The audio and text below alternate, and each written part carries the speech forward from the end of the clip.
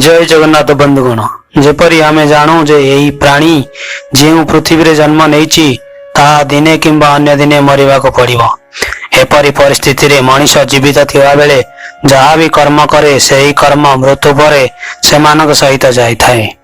एपरी परिस्थिति रे जदि गरुड़ पुराण रे हिंदू धर्म शास्त्र गुड़िक विश्वास करा जाए तेबे सही कर्म की आधार रे जड़े व्यक्ति तांकर परवर्ती जन्म पाई थाए। तेणु आजिर वीडियो रे आमे आपण मानकु एपरी किछि कार्य विषय कहबाकू जाउछु। एही परि कर्म करिवो तो आग जन्म रे कुकुर घुसुरी हिंजिड़ा भली परवर्ती जन्म पाइबे। तेबे चलंतु देखिबा एवं वीडियो को आरंभ करिबा। बंधुगण वीडियो सहित अग्रगति करिबा पूर्वरु जदि आपण माने हम चैनल नुआ अटंती तेबे चैनल को सब्सक्राइब करंतु एवं बेल आइकन को जरूर दबांतु संग माने। तो चलंतु देखिबा।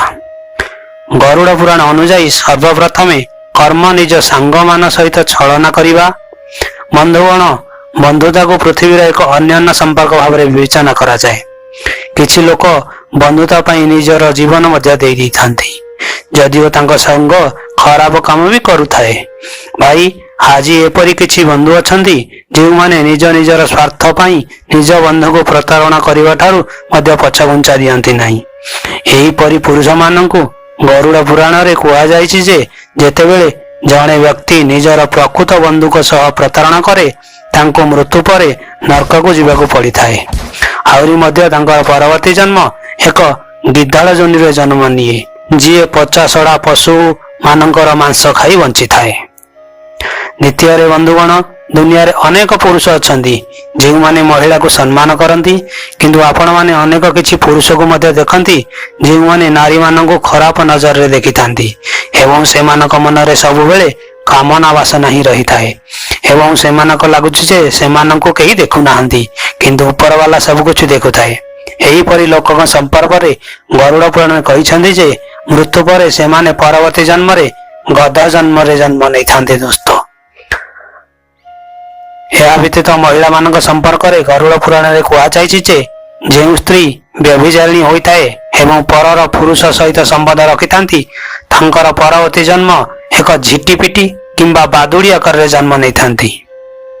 गरुड़ पुराण चतुर्थ कर्म धर्म को अपमान करने को कहुछि। संग माने आपण माने बंचिथिबा समय रे धर्म को सम्मान करंती नहीं कि जो लोक सेमानकर धर्म को सम्मान करंती एवं सेमान को कपटी ढोंगी बोली कहती यही परी लोक माने भगवान को किंबा कौनसी धर्म रे विश्वास करंती नहीं।